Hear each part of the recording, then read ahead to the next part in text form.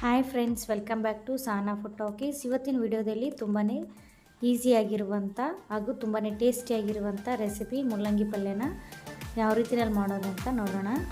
Gas stove ಮೇಲೆ ಒಂದು ಬಾಣಲಿನ ಬಿಸಿ ಮಾಡೋಕ್ಕಿಟ್ಟು ಅದಕ್ಕೆ ಒಂದು 4 ಟೇಬಲ್ ಸ್ಪೂನಷ್ಟು ಎಣ್ಣೆನ ಹಾಕ್ಕೊಂಡಿದ್ದೀನಿ. ಎಣ್ಣೆ ಕಾದ ನಂತರ ಇದಕ್ಕೆ 1 ಟೇಬಲ್ ಸ್ಪೂನಷ್ಟು ಜೀರಿಗೆ ಮತ್ತು ಸಾಸಿವೆ ಮಿಕ್ಸ್ ಇರೋದನ್ನ ನಾನು ಸೇರಿಸ್ಕೊತಾ ಇದ್ದೀನಿ. ಅದರ ಜೊತೆಗೇ ಸ್ವಲ್ಪ ಕರಿಬೇವನ್ನು ಕೂಡ ಇದಕ್ಕೆ ಆ್ಯಡ್ ಮಾಡ್ತಾಯಿದ್ದೀನಿ. ನಂತರ ಇದಕ್ಕೆ ಒಂದು ಸಣ್ಣ ಈರುಳ್ಳಿನ ಚಿಕ್ಕದಾಗಿ ಹೆಚ್ಚಿಟ್ಕೊಂಡಿರೋದನ್ನ ನಾನು ಇದಕ್ಕೆ ಸೇರಿಸ್ತಾ ಇದ್ದೀನಿ. ಇದು ಕಲರ್ ಚೇಂಜ್ ಆಗೋವರೆಗೂ ಫ್ರೈ ಮಾಡ್ಕೊಳ್ಳಿ.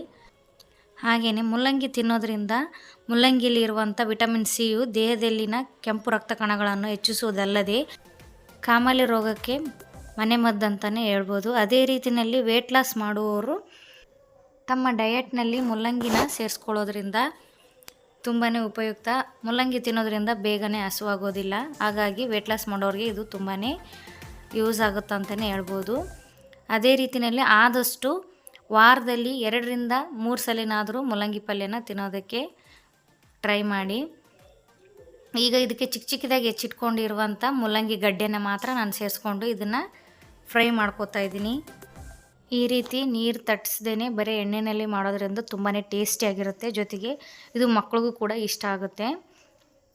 ಇದನ್ನು ಒಂದು 4ರಿಂದ 5 ನಿಮಿಷ ಲೋ ಫ್ಲೇಮಲ್ಲೇ ಇದನ್ನ ಚೆನ್ನಾಗಿ ಫ್ರೈ ಮಾಡ್ಕೋತಾ ಇದ್ದೀನಿ. ಇದು ಸ್ವಲ್ಪ ಮೆತ್ತಗಾಗಬೇಕು. ನಂತರ ಇದಕ್ಕೆ ಚಿಕ್ಕದಾಗಿ ಹೆಚ್ಚಿಟ್ಕೊಂಡಿರುವಂಥ ಮುಲ್ಲಂಗಿ ಸೊಪ್ಪನ್ನು ನಾನು ಇದಕ್ಕೆ ಸೇರಿಸ್ಕೊತಾ ಇದ್ದೀನಿ. ನಾನು 1 ಕಟ್ಟಷ್ಟು ಮುಲ್ಲಂಗಿ ಸೊಪ್ಪನ್ನು ತೊಗೊಂಡಿದ್ದೆ.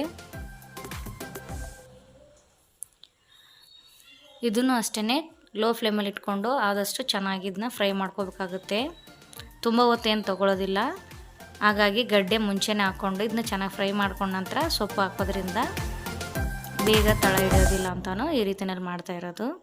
ಈಗ ಚೆನ್ನಾಗಿ ಮಿಕ್ಸ್ ಮಾಡಿದ ನಂತರ ಇದನ್ನ ಒಂದು 2ರಿಂದ 3 ನಿಮಿಷ ಹಾಗೇ ಮಿಕ್ಸ್ ಮಾಡ್ತಾನೆ ಇದನ್ನ ಫ್ರೈ ಮಾಡ್ಕೋಬೇಕಾಗುತ್ತೆ. ಇದಕ್ಕೆ ಒಂದು 1/4 ಟೇಬಲ್ ಸ್ಪೂನಷ್ಟು ಅರಿಶಿನ, 1 ಟೇಬಲ್ ಸ್ಪೂನಷ್ಟು ಉಪ್ಪನ್ನು ನಾನು ಸೇರಿಸ್ಕೊತಾ ಇದ್ದೀನಿ ರುಚಿಗೆ ತಕ್ಕನಾಗೆ. ಅದ್ರ ಜೊತೆಗೇ ಒಂದು 2 ಟೇಬಲ್ ಸ್ಪೂನಷ್ಟು ಹುಚ್ಚೆಳ್ಳು ಅಥವಾ ಗುರೆಳ್ಳು ಅಂತ ಕರೀತಾರೆ, ಆ ಪುಡಿನ ನಾನು ಇದಕ್ಕೆ ಸೇರಿಸ್ಕೊತಾ ಇದ್ದೀನಿ. ಇದನ್ನು ಹಾಕೋದ್ರಿಂದ ಟೇಸ್ಟ್ ತುಂಬಾ ಚೆನ್ನಾಗಿರುತ್ತೆ. ಇದು ಯಾವ ರೀತಿಯಲ್ಲಿ ಮಾಡೋದಂತ ಬೇಕಂದರೆ ಕಮೆಂಟ್ ಮಾಡಿ. ಯಾವ ರೀತಿಯಲ್ಲಿ ಮಾಡೋದಂತ ನಾನು ನೆಕ್ಸ್ಟು ವೀಡಿಯೋನ ಅಪ್ಲೋಡ್ ಮಾಡ್ತೀನಿ. 2 ಟೇಬಲ್ ಸ್ಪೂನಷ್ಟು ಹುಚ್ಚೆಳ್ಳು ಪುಡಿನ ಸೇರಿಸ್ಕೊಂಡ ನಂತರ 1 ಟೇಬಲ್ ಸ್ಪೂನಷ್ಟು ಅಚ್ಚ ಖಾರದ ಪುಡಿನ ನಾನು ಸೇರಿಸ್ಕೊತಾ ಇದ್ದೀನಿ ಖಾರಕ್ಕೆ ತಕ್ಕನಾಗೆ.